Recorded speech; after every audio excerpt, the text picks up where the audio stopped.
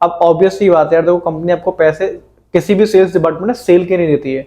Cell है जब आप करते हो, सेल का तो इंसेंटिव मिलता है ना आपको। पूरी मेहनत कर रहे हो, पूरा एफर्ट डाल रहे हो, लेकिन फिर भी सेल्स इंक्रीज नहीं हो रही है।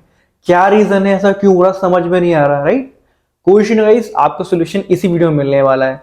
जो भी आपकी प्रॉब्लम है इस वीडियो के बाद में जरूर एंड हो जाएगी, ये मेरा आपसे वादा है। ये वीडियो पूरी एंड तक देख के जरूर जाना, बीच में स्किप करोगे तो गारंटी नहीं ले सकता भाई अपन, ठीक है? So let's get started guys.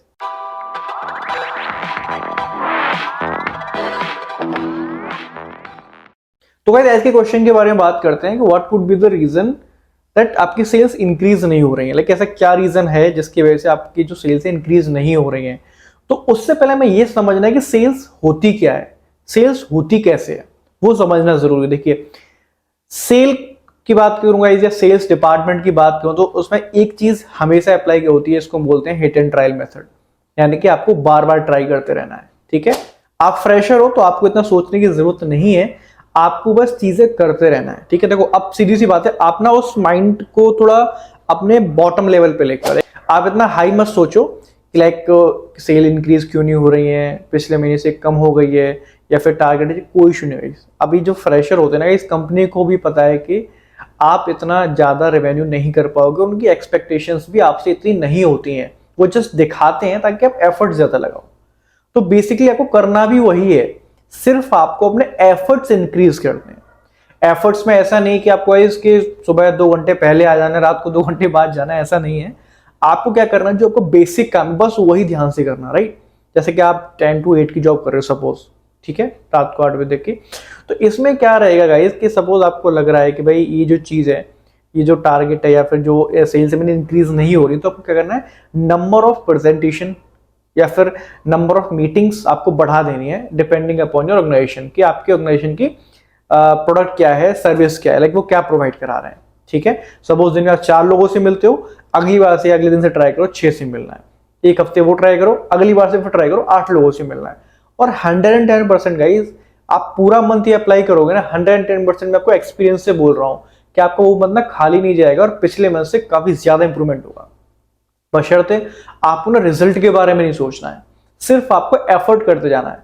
अगर आप पहले ही अपने माइंड में सेट बना लोगे ना, यार ये बंदा नहीं ले पाएगा, ये बंदा नहीं कर पाएगा, हमारा प्रोडक्ट तो बहुत महंगा है, सर्विस भी महंगी, नहीं कर पाएगा, तो ऑब्वियस सी बात है नहीं कर पाएगा। आप जाओगे ही नहीं उस पर, और हो सकता है कि आपकी टीम का दूसरा वाला बंदा उसको सेल करके आ जाए, ठीक है? तो फ्रेशर वाले केस में क्या करना है कि आपको बस ट्राई करते रहना, हिट एंड ट्रायल मेथड। अब ऑब्वियस सी बात है यार, देखो कंपनी आपको पैसे किसी भी सेल्स डिपार्टमेंट में सेल के नहीं देती है। सेल है जब आप करते हो, सेल का तो इंसेंटिव मिलता है ना आपको।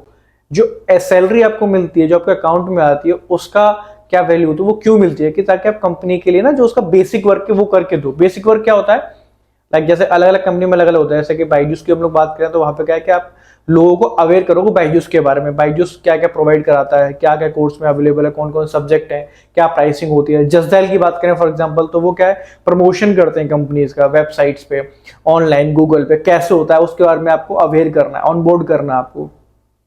तो उसी चीज पे आपको फोकस करना है, सेल अपने आप आ जाएगी।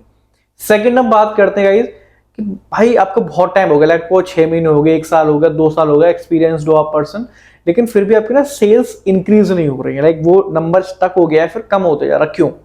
अब इसके ना मोटे मोटे 2-3 रीजन होते हैं। इस पहले रीजन की हम लोग बात करते हैं कि अब बुरा नहीं मानना, मैं आपको अपने एक्सपीरियंस से बता रहा हूं, क्योंकि अब आपका ना एफर्ट उतना नहीं रहा जितना आप फ्रेशर थे उस टाइम पे था। सही कह रहा हूं गलत, कमेंट में जरूर बता देना। ये 100% होता है। जब हमें किसी कंपनी में काफी ज्यादा टाइम हो जाता है ना, 6 महीने छोड़ो, 1 साल या 2 साल, तो हमें क्या लगता है कि अब चीजें ना ऑटो पायलट मोड पे चलनी चाहिए, हमारा उतना एफर्ट करने का मन नहीं करता। आप इसको कंपैरिजन करो, जब आप आए थे एज अ फ्रेशर उस कंपनी में, तो आपका जोश अलग था, आपकी एनर्जी अलग थी, आपकी प्रेजेंटेशन कितने थे दिन में, कितनी सेल्स होती थी। लेकिन वही एफर्ट आते आते ना आपका बाद में कम हो जाता है, मोटिवेशन कम हो जाता है आपको। तो आपको बेसिक वहीं पे जाना है, आपको अपने माइंड को थोड़ा, मन को शांत रखना है, उसको समझना है चीजों को कि भाई क्या चीज चल रही है, मैं इतना डिमोटिवेट क्यों हो रहा हूँ, क्यों मैंने एफर्ट्स लगाना बंद कर दिया, क्यों एनर्जी लगाना बंद कर दिया है। तो वो है आपको वीक पॉइंट, तो वहां पे आपको वर्क करना है सीधा सीधा, और कुछ वजह नहीं है। आपको बस जो अपनी जो प्रेजेंटेशन देनी है वही फोकस करना है, उसको एनर्जी के साथ देना है। अब देखो इसका एक छोटा सा तरीका होता है क्या कि आप सब कुछ भूल जाओ, ट्राई करो कि भाई अब 1 साल हो चुका, अब मेरी एक इनिंग खत्म हो गई, नई इनिंग मुझे स्टार्ट करनी है। नई इनिंग में आप इमेजिन करो कि आप एज अ फ्रेशर वर्क कर रहे हो, ठीक है। एज अ फ्रेशर आप वर्क करते हो किसी कंपनी में, तो पूरा एफर्ट डालते हो ना अपना, कि भाई मुझे इस कंपनी में नाम बनाना, अपना लोग मुझे जाने, इंसेंटिव मेरा आए, लाइक तभी प्रमोशन होगा, या फिर कंपनी तभी प्रमोट करेगी, नहीं तो कंपनी निकाल देगी। होता है कि नहीं होता है? प्रेशर कह लो या एनर्जी कह लो या एक्साइटमेंट कह लो, होता है कि नहीं होता है? लेकिन जब साल भर कंप्लीट होता है वो एक्साइटमेंट कंप्लीट आपका बेकार हो जाता है। तो आपको क्या करना है कि एक इनिंग आपकी खत्म होगी ये सोच लेना, नई इनिंग आपको स्टार्ट कर देनी है, ठीक है। अब यहाँ पे आपको एक एक्स्ट्रा एज और मिलेगा, क्यों? एज अ फ्रेशर जब आए थे तो आपके पास कुछ नहीं था, आपने जीरो से स्टार्ट किया था, लेकिन अभी भी आप फ्रेशर की तरह वर्क करोगे, अपना माइंडसेट चेंज कर लोगे, तो वहां पे एक बेनिफिट ये क्या मिलेगा कि आप एक्सपीरियंस हो, आपके पास में डेटाबेस है, आपके पास अपने एग्जिस्टिंग कस्टमर्स हैं, लाइक कस्टमर्स जो एग्जिस्टिंग है उनके तो वो आते ही रहेंगे, जो रेफरल कह लें या फिर उनका कॉल आता ही रहेगा। लेकिन अब यहाँ पे एक चीज और आपके साथ होगी कि आप अपना एफर्ट भी डालने स्टार्ट कर दोगे, ठीक है। मेन चीज है आपका गाइस माइंडसेट। दूसरा क्या होता है कि कई बार ऐसी चीज होती है कि आप पूरा एफर्ट डालो, सब कुछ करो, रिजल्ट नहीं आ रहा, कोई दिक्कत वाली बात नहीं, टेंशन नहीं लेनी है। आपको बस अपने जो बेसिक काम है उस पर फोकस करना है। आपका जो वर्क होता है वो आपको 100% अचीव करना है।